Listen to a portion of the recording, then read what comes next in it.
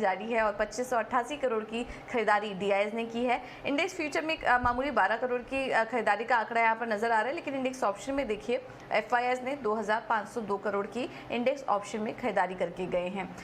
तो बिकवाली तो लगातार जारी है कैश मार्केट में अगर बात करें FIIs की तरफ से, बट इन तमाम संकेतों को आज के लिए कैसे रीड करना चाहिए ये समझ लेते हैं। और ऑप्युलेट एडवाइजर्स के ब्रिजेश सिंह इस वक्त हमारे साथ जुड़े हैं फोन लाइन पर। Brijesh, thank you so much इटीना स्वदेश को समय देने के लिए। Good morning. क्या करना चाहिए आज भारतीय बाजारों में? संकेत तो काफ़ी अच्छे दिख रहे हैं, फेड ने जो फैसला लिया अनुमान के मुताबिक ही था, तो आज भारतीय बाजारों के लिए किस तरह से तैयारी करनी चाहिए? गुड मॉर्निंग पूजा जी। देखिए, ओवरऑल अगर ट्रेंड की बात करें, नो डाउट कि एक कंसोलिडेशन फेज निफ्टी और बैंक निफ्टी में दोनों में ही देखने को मिला है। और इसके जो पिछले स्विंग्स लो थे जो 15,670 के आसपास में थे, निफ्टी ने वो ब्रेक किया, लेकिन ज्यादा ड्रिफ्ट नहीं हुआ। तो एक बेस बनाने का फॉर्मेशन तो कर रहा है निफ्टी 15,600 15,700 के आसपास। ग्लोबल संकेत पॉजिटिव है। हमारा मार्केट भी उम्मीद है कि एक गैप ऑफ ओपनिंग देखने को मिलेगी और वहां से थोड़ा सा ऊपर की तरफ चलना चालू करेगा। लेकिन जैसे मैं ट्रेंड की बात करता हूँ तो बहुत छोटा सा दायरे का ट्रेंड अगर मैं कहूँ तो मैं ये कह सकता हूँ कि 15,500 15,600 नीचे में सपोर्ट पकड़ के चलें और ऊपर में 16,100 और 16,200 का ऊपर में लेके चलें। हाल फिलहाल में मेरा ऐसा मत है कि निफ्टी गैप अप ओपन होगा। 15,800 के ऊपर की संभावना है कि गैप अप ओपनिंग हो, लेकिन 15,900 15,950 का जो दायरा है वो रेजिस्टेंस की तरह प्ले आउट करेगा। तो बैंक निफ्टी की अगर मैं बात करता हूँ, बैंक निफ्टी में भी ऊपर की तरफ मेरे को लगता है 300 से 400 पॉइंट गैप ऑफ ओपनिंग होने की संभावना है। लेकिन 34,050 से लेकर 34,200 का जो दायरा है वो एक रेजिस्टेंस की तरह प्ले आउट होगा। और आज वीकली एक्सपायरी भी है। मेरा है कि जो एक्सपायरी होगी बैंक निफ्टी की वो लगभग 33,650 से 33,700 के आसपास होनी चाहिए और बैंक निफ्टी की निफ्टी की 15,800 से 850 के बीच में होनी चाहिए। ओके, तो वीकली एक्सपायरी भी है, इसका भी ध्यान रखिए। निफ्टी की एक्सपायरी 15,800 से 850 के बीच देखने को मिल सकती है। गैप अप ओपनिंग होगी, लेकिन ऊपर की तरफ का रेजिस्टेंस आपको बता दिया है 15,980 का। ये 15,800 के ऊपर निकला तो 15,980 एक इम्पॉर्टेंट रेजिस्टेंस लेवल है जिसको कि मार्केट आज वॉच करेगा। और बैंक निफ्टी में भी आपको रणनीति सुझा दी गई है। अब ब्रिजेश, इसके अलावा स्टॉक स्पेसिफिक रणनीति आज के लिए क्या लेके चलें? तो पूजा जी, दो स्टॉक्स हैं, दोनों ही बाई साइड में और दोनों का ही टाइम फ्रेम 1 से 2 दिन के लिए है। तो जो पहली कॉल रहेगी वो IGL की रहेगी। तो IGL में अगर आप नोटिस करेंगे लगभग 340 338 के एक बेस फॉर्मेशन करने के बाद में वहां से उछाल देखने को मिला है। कल के सत्र में अगर हम देखें तो एक मॉर्निंग स्टार डोजी फॉर्मेशन होती है जो 3 कैंडल फॉर्मेशन से दर्शाया जाता है और वॉल्यूम ब्रेकआउट हुआ है। और ऑक्सीलेटर फ्रंट से मैं कहूं तो उसमें भी एक हाई लोस फॉर्मेशन हुआ है जो कि पॉजिटिविटी दर्शाते हैं। तो 355 पे बंद हुआ है, 355 पे बाइंग करने की सलाह रहेगी। 345 का हम स्टॉप लॉस लगा के चलेंगे। 375 का टारगेट रहेगा 1 से 2 दिन के लिहाज से। और जो दूसरी कॉल है वो मैक्स फाइनेंशियल की है। अगर हम देखेंगे कि मार्केट में गिरावट आई लेकिन ये स्टॉक्स 11 मई से ऊपर की तरफ ही ड्रिफ्ट हो रहा है, तो ये दर्शाता है कि इसको मार्केट से हाल फिलहाल लेना देना नहीं है, ये अपनी ही चाल में चल रहा है और ऊपर की तरफ ड्रिफ्ट हो रहा है। तो पॉजिटिव संकेत है इसमें। 822 के आसपास में बंद हुआ है। 805 का हम स्टॉप लॉस लगा के चलेंगे 859.60 के लिए। और दोनों का ही टाइम फ्रेम 1 से 2 दिन के लिए रहेगा। ठीक है, तो 1 से 2 दिन के लिए ध्यान रखिए, आपको ये कॉल्स सुझाई गई हैं IGL और मैक्स फाइनेंशियल में, यहाँ पर आप नजर रखिए। Thank you so much Brijesh हमारे साथ जुड़ने के लिए और ये रणनीति भी सुझाने के लिए। तो आज दोनों ही खरीदारी के राय निकल कर आ रही है अगर ट्रेडिंग के लिहाज से देखेंगे तो, और कुछ और भी ट्रेडिंग आइडियाज़ हम आपको आगे बताएंगे। लेकिन चलिए, अब ये तो बात हुई मार्केट सेटअप की, बट खबरों के लिहाज से आज एक्शन कहाँ पर बना रहेगा ये समझ लेते हैं। और सौमित हमारे साथ जुड़ चुके हैं पूरी डिटेल्स के साथ। सौमित, गुड मॉर्निंग, बताइए आज खबरें कौन कौन सी आई हैं अहम? Good morning. पहले तो IT स्टॉक्स और new age companies, new age tech companies पे नज़र रखनी होगी क्योंकि फेड ने करीब लार्जेस्ट रेट हाइक लिया है, करीब 75 बेसिस पॉइंट्स का, जो कि सबसे बड़ा हाइक है 1994 से लेके अब तक। और वो आगे जाके भी और करीब 150 बेसिस पॉइंट्स का रेट ब्रेक ले सकते हैं 2022 में, ऐसा इंडिकेट किया है।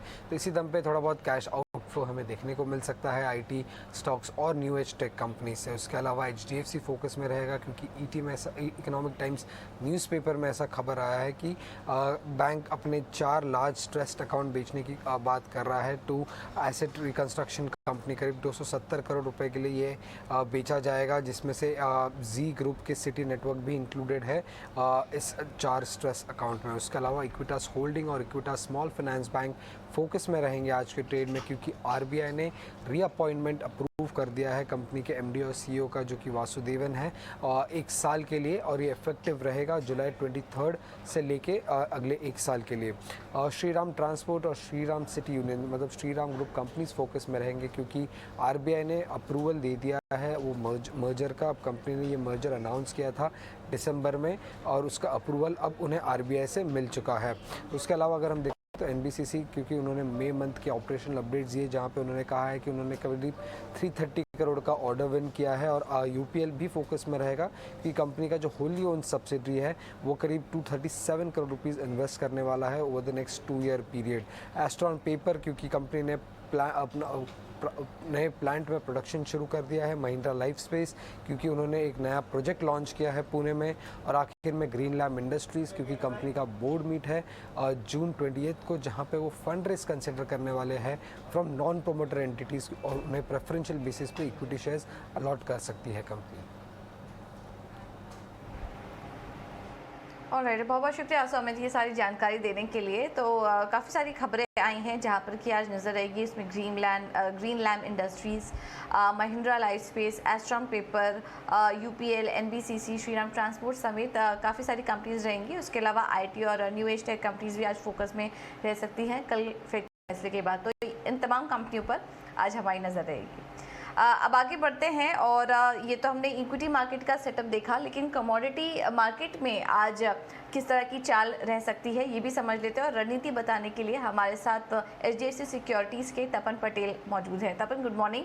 क्या करें आज कमोडिटी मार्केट में, और कल जो फैसला आया था उसे आप कैसे रीड कर रहे हैं? क्योंकि उसके बाद हमने देखा कि कमोडिटी मार्केट में भी काफ़ी ज़्यादा एक्शन देखने को मिला, तो उस हिसाब से क्या रणनीति आज अपना के चले? जी, गुड मॉर्निंग पूजा जी। जी बिल्कुल, जैसा आपने बताया कि रेट हाइक के बाद प्राइसेस में काफ़ी वोलेटिलिटी देखने को मिली। इवन जो रेट हाइक की एक्सपेक्टेशन थी, जो पिछले वीक से ही स्पेकुलेशन शुरू हो गया था यूएस फेड के रेट हाइक के ऊपर, और 50 बेसिस पॉइंट मार्केट एक्सपेक्ट कर रहा था। उसके बाद 75 बेसिस पॉइंट की एक्सपेक्टेशन जो आई थी वो उसी के ऊपर फेड का डिसीजन आया है, और मार्केट ने ऑलरेडी उसको थोड़ा बहुत डिस्काउंटिंग कर लिया था। तो इतना ज़्यादा जो हम एक्सपेक्ट कर रहे थे नेगेटिव नहीं आया, और डेट डिसीजन का जो मूवमेंट है, और हमने गोल्ड और सिल्वर दोनों में वापस से रिकवरी आती हुई देखी। और आज के दिन के लिए मुझे लग रहा है कि ये जो बाइंग है गोल्ड और सिल्वर दोनों में कंटिन्यू रह सकती है, क्योंकि फैक्टरिंग ऑलरेडी हो गया है 75 बेसिस पॉइंट, और ये ज़्यादा जो हाइक हुआ है इसके कारण जो अभी ग्रोथ की जो चिंता है वो भी बढ़ी है कि अभी यूएस फेड की जो फोरकास्ट है वो काफ़ी वीक है जीडीपी के, और उसके सामने रेट है वो जो एक्सपेक्टेशन उसके ज़्यादा हाइक किया है। तो मुझे लग रहा है गोल्ड में बाय एंड डील्स कंटिन्यू होना चाहिए। 50,350 के लेवल से गोल्ड में बाय करना चाहिए, 50,800 का टारगेट और 50,150 का स्टॉप लॉस रख के गोल्ड में बाय करना चाहिए। ओके, चलिए, तो सोने में तो यहाँ पर खरीदारी करने की राय। कच्चे तेल में आज क्या करें? यहाँ पर थोड़ी नरमी देखने को मिल रही है। कल फेड के फैसले के बाद डिमांड को लेकर कुछ चिंता बताई जा रही है, तो कच्चे तेल में क्या रणनीति अपनानी चाहिए? क्या और वीकनेस दिख सकती है यहाँ पर? जी, कच्चे तेल में हमने कल इवनिंग सेशन से ही प्रॉफिट बुकिंग देखी है, क्योंकि जो ट्रेडर्स है उन्होंने अपने जो पोजीशन है किए फेड के डिसीजन से पहले, और जो ओवरऑल जो डिमांड की कंसर्न है वो भी खड़े हुए हैं, जिसके कारण प्राइस में सेलिंग आया है। मुझे लग रहा है ये करेक्शन है और कंटिन्यू हो सकता है। $112 तक प्राइस जा सकते हैं, तो MCX क्रूड में भी सेल कर सकते हैं। 9250 के लेवल से क्रूड में सेल कर सकते हैं, और स्टॉप लॉस 9310, टारगेट जो है 9120 का रख के क्रूड में आज के दिन के लिए सेलिंग कर सकते हैं। ओके, तो आज के लिए यहाँ पर कच्चे तेल में थोड़ा करेक्शन और बढ़ सकता है। 9120 के टारगेट्स के लिए आप यहाँ पर बिकवाली कर सकते हैं। बेस मेटल्स में तपन क्या व्यू बन रहा है आपका, कहाँ पर नज़र है?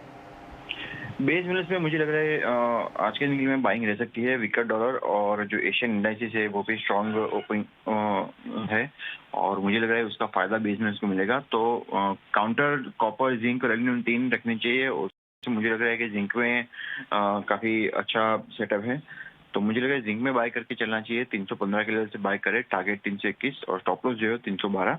उसके अलावा एल्यूमिनियम के ऊपर भी ध्यान रख सकते हैं और एल्यूमिनियम में भी 320 से 321 का लेवल है, वो बाइंग के लिए अच्छा है।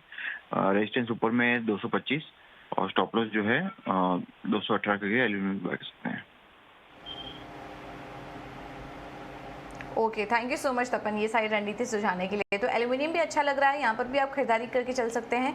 और इसके अलावा जिंक में भी खरीदारी करने की राय दी जा रही है 321 के लेवल्स के लिए। कच्चे तेल में बिकवाली करके चले। इस वक्त भी देखेंगे हम तो MCX पर करीब 2.5% नीचे देखिए फेड के फैसले के बाद यहाँ पर गिरावट देखने को मिली थी। तो यहाँ पर आप बिकवाली करके चल सकते हैं।